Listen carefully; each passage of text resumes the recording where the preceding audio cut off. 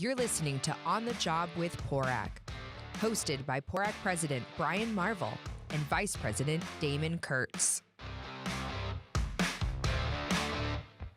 Hi, and welcome to another episode of On the Job with PORAC. I'm Brian Marvel, President of PORAC, and with me is PORAC Vice President Damon Kurtz. Today, we're going to talk a little bit about end-of-session bills. It's been a while since we've been on, and I want to thank our new producer, Amar, for taking over the duties of producing these and getting these together. I know we did a end-of-session with, not really an end-of-session, but just sort of a session update with Randy Perry. The session did end on September 14th, and it was a lot of bills, maybe not as much as we've seen in the past. I think we were working over 250 bills this year. Actively working 51, though. That's been consistent the last several years. Yeah, definitely. The amount of bills has not waned. I will say, and you can back me up on this, the atmosphere has been different this year. The last few years have been significantly different when it comes to the attitude towards law enforcement, particularly in the area of reform. And although we still saw some reform bills in there, the attitude towards us, towards law enforcement in general, seems to have changed, and there's less apprehension to be supportive of law enforcement, and seeing the pendulum start to swing the other way. And obviously time will tell, and we'll see what it looks like as we go into next session, because this is a 2-year session. So all these bills, they can come back, the ones that didn't get through. So Exactly. And I think, to touch on with what you just said is Senate Bill 14.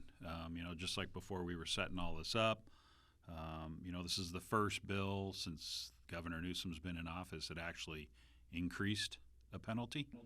Right, yeah. And it didn't go without fanfare or the media attention. It was interesting that it made it through the Senate with unanimous votes, which is almost unheard of in this current political climate, only to be initially killed in Public Safety Committee, which didn't sit well with a lot of folks, including those in the public and within the media. Absolutely, and to be quite honest, I think the backlash that I saw, even in the media, on Senate Bill 14 was quite surprising because, like you said, a lot of the pro-public safety bills just sort of go to the Assembly or Senate Public Safety Committees and they die. Yeah. Well, and I think, the general public recognize that there's an issue with human trafficking, and it's, the general awareness of it, that it's so prevalent, not just on an international scale, but it's in everybody's neighborhood. Whether they like to think it's there or not, it is.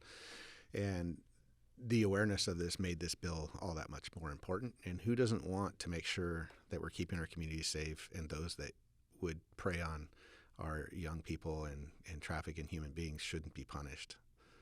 So I think it was an unpopular decision for them to kill it in public safety. Yeah, and I don't think they saw the optics on it. I think they were just so used to killing bills like this. And then when it actually got out that, hey, you're talking about trafficking minors for sex and servitude, and you guys just killed this bill. So it was glad to see that. And also, we did a little bit of a campaign and highlighted the issue in some of the folks' districts about what a thoughtless act on their behalf to just arbitrarily vote no.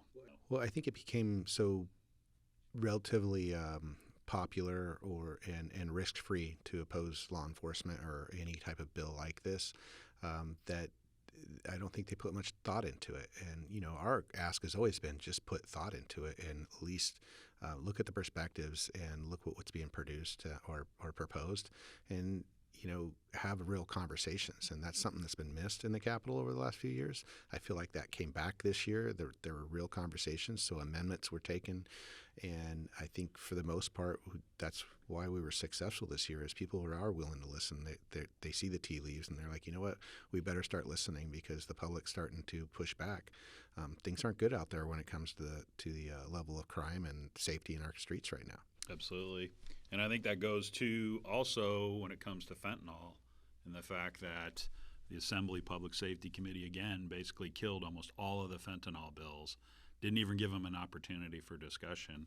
And I think people are starting to realize this poison is hitting our communities, and then we have a senator who says, "Oh, just buy Narcan." It's like it's all the community's responsibility to carry Narcan because of these fentanyl overdoses.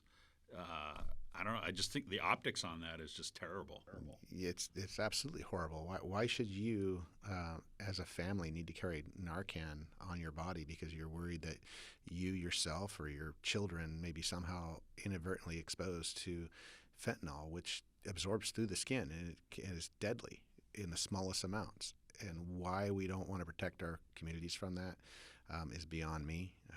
But those are questions for them, I guess. Exactly. I do want to thank Assembly Member Baines. She did get Assembly Bill 33 through, which is the Fentanyl Addiction and Overdose Prevention Task Force, at least starting to educate people about how deadly this poison is and how it's getting into the communities. And hopefully it'll highlight now these open-air drug markets that we're starting to see pop up in San Francisco and Los Angeles that, this stuff kills. It absolutely does. I don't think we've seen anything like this, at least not in my tenure in law enforcement. I mean, we've had, strong mixtures of heroin hit the market and you have a lot of overdoses, but this stuff is so genuinely dangerous and potent that I don't think we've seen anything like this, and it's very deadly. Moving on to another bill, I know you and I have both touched on it when we go to the chapter meetings and also when we're out there talking to other people. That's Assembly Bill 742 by Assemblymember Jackson. This would have eliminated canines from police forces. Boy, when I saw that come across, I mean, that was sort of out of the blue. Right. Well, and his salacious comments and how he introduced it to represent law enforcement in that way was just completely over the top and really took any credibility, in my opinion, of him or this bill. Yeah, I agree with you, and it's just the good thing is I think as organizations like the police labor unions and the agencies coming together, working together on this bill and several other bills, the traffic stop bill, and then some LWOP stuff, I think is important because we really had to show that by having canines, just being on the scene, the barking, whether they're deployed or not deployed, and over all these years through the reform, we've talked about all of this, trying to mitigate use of force incidents. Here we have a tool, a great tool, and they want to take it away. Yeah. Well, I mean, that's it, anything for a headline, take something else away to make it look. I mean, I don't know where we're going, but we can't continue to take tools away. The one thing I could say about this bill, and this is kind of goes to what I was saying before, the atmosphere is different. I know that many of our members in law enforcement were upset, and rightfully so, about this bill. I would say 2 years ago, I would have been worried about this bill. But initially, obviously, we were worried. But as soon as we got out there and started talking to our represented folks, our legislators, it was clear to me there was no support for this bill. In fact, many of them were angered by the introduction of this bill. We may not be all that popular, but our dogs are. They really love our dogs. So. Absolutely. I mean, it's a great tool, and it's, and I think the one thing else that was really important about this is just showing that just because you're in elected office and you introduce this and you're from the dominant party, that you just think your bill is going to get through, when in reality, a lot of the questions that we're getting is have you talked to law enforcement about this bill, and what are their thoughts and opinions on it? Or any bill, for that matter. Yeah. That, it's I should say it's surprising, but it's not. But we still have folks out there who don't talk to the stakeholders in any given piece of legislation. It's one-sided, and they don't take the time to make sure they're talking to everybody and look at the impacts. And we can point to study after study of unintended consequences of bills when they pass them. They may have all the best intent in the world, but they create a bigger problem in doing so. And just having those conversations can, it can help this situation. I'm like, people hear me say it all the time. I'm a broken record about it. We typically argue about the how, not the what. What are you trying to accomplish? Let us help you get there. But when you create the how that is so difficult for us to be there with you, then we're not there, right? So. And then the other big bill was obviously AB 93 by Assemblymember Bryan. This was consensual searches, would have taken our ability to do that. There's been a real heavy focus on trying to get police out of traffic stops. I mean, you're seeing it everywhere you go.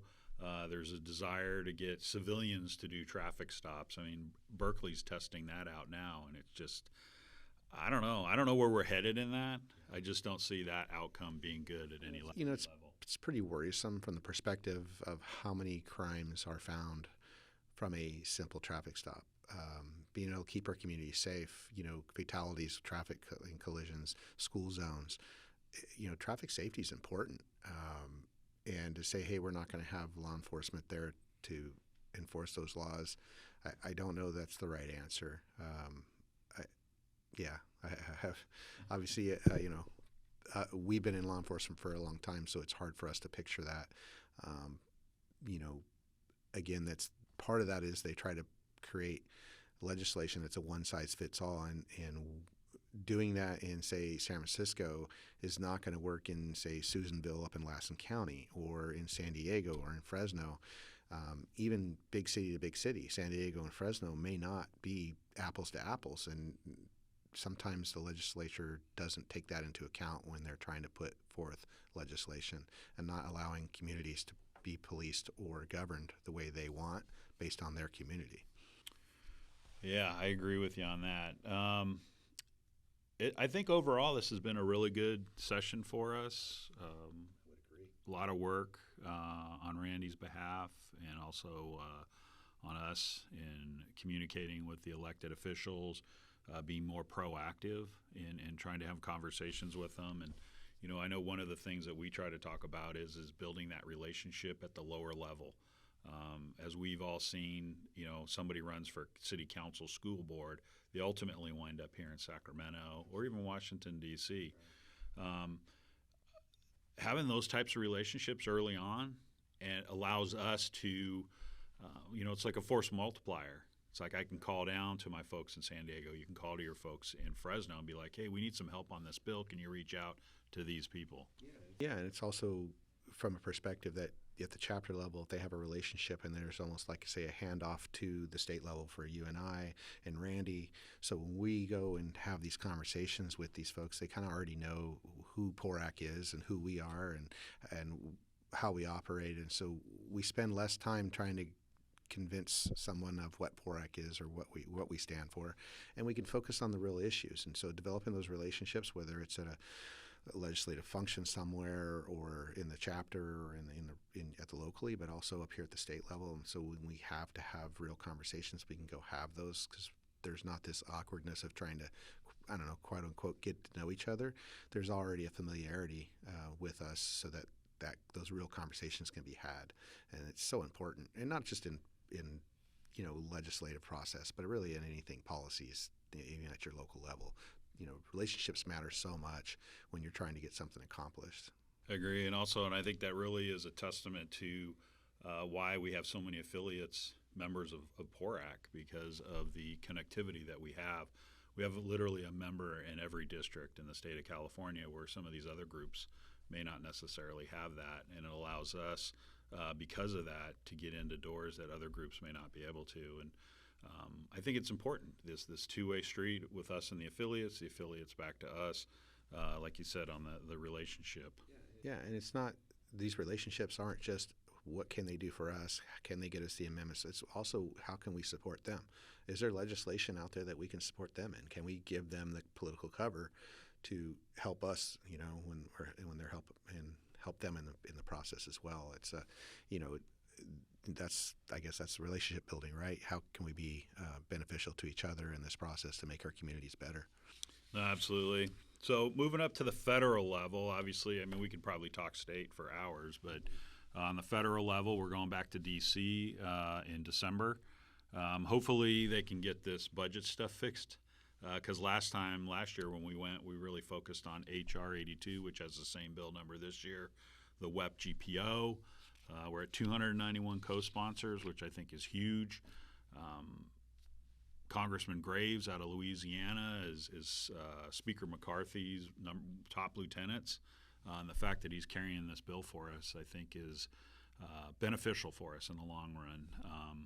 We're early in the year for trying to get this over the finish line. I thought we were going to have some good momentum last year, but the National Defense Authorization Act sort of sucked the oxygen out of the Capitol last year. We're sort of dealing with it now with this budget shutdown, but I still feel good that maybe this could be the year that we get, this year or next year could be the time that we get this over the finish line. Yeah, I don't think we've ever seen this kind of momentum on something like this. And I look, it's taken years for us to get here, and the information that we've gathered over the years to help this argument. And for those that maybe not know what we're talking about, it's the government pension offset, dealing with Social Security. There's only 15 states that this affects, and haven't been able to figure out why there's only 15, but because this goes back into quite a ways. 4% of total recipients, less than 2% of the total budget. So it's clearly more of a fairness issue than it is a fiscal issue. This isn't going to be the straw that breaks the camel's back on Social Security. I mean, there's always that argument that it's going to go bankrupt, it's going to end, and maybe it will, maybe it won't.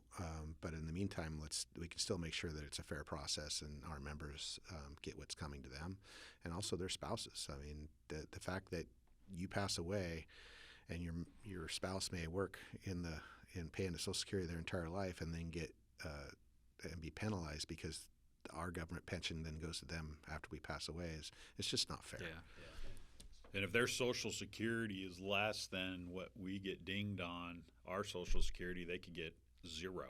Yeah. You could wind up losing your entire Social Security benefit because of our pension, which is ridiculous. The one thing that I've really noticed is since I know PORAC's been working on this for a very long time, but I really feel like maybe the last 4 years, we've really upped our game there. And it almost seems like since we've come on board and really started to push this, that there's been a lot greater momentum in Washington, D.C. to get this through and at the president's desk. Well, when you look at it just from the California contingent, how many representatives we have up there, and so if that is being repeated over and over again, I think that helps, and it pushes to other states, pressures other states to do the same. And now we're doing the coalition with the other states coming along with Alaska, Washington, Oregon, and only helps amplify that voice of, hey, this isn't fair. So these are all good things, and it's something the other states coming along.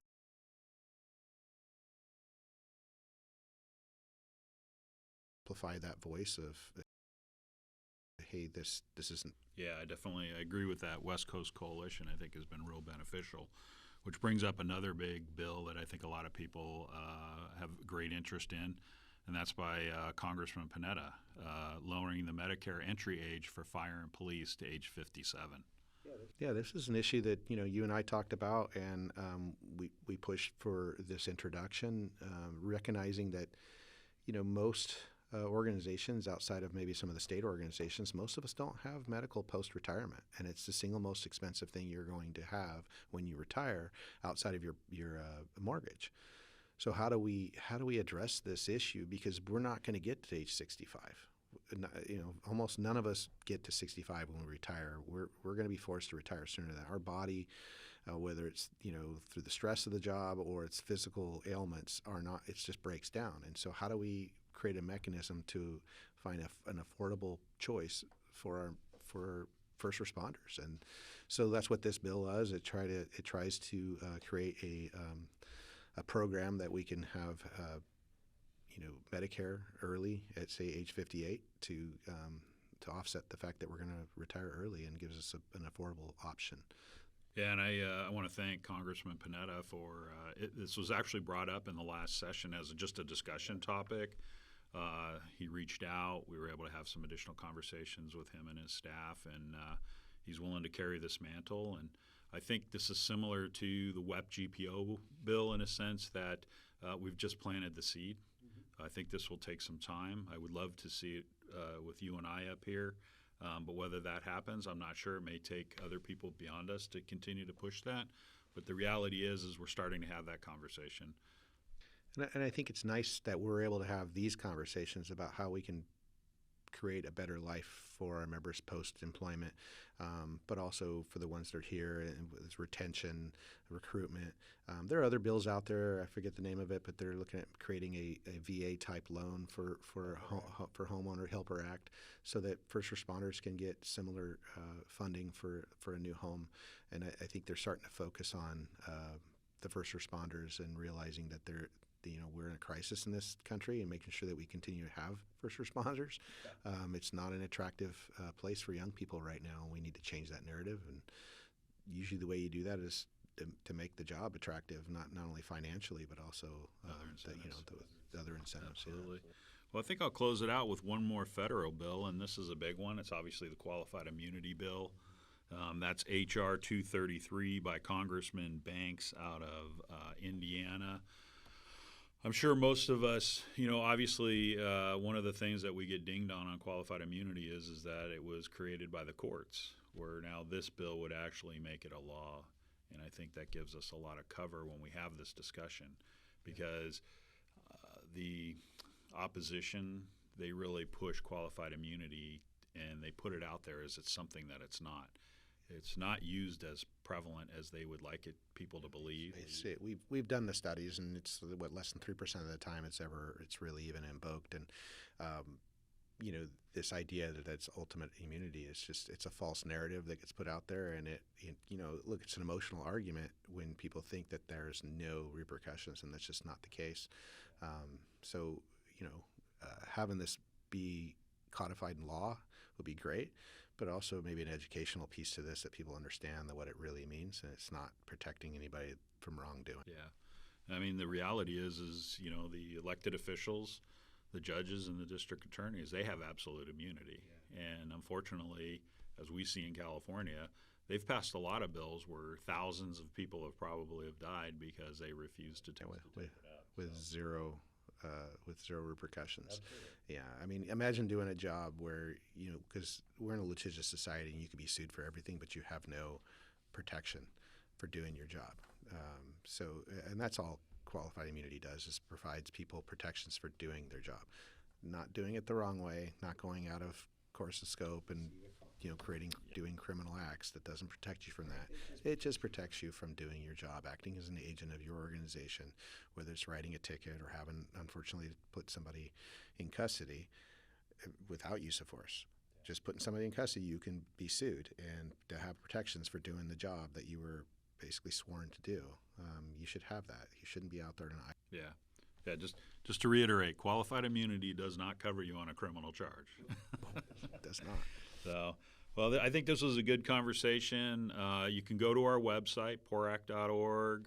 We have our advocacy platforms on there. You can see the bills that we're currently working on, either in the state or on the federal level.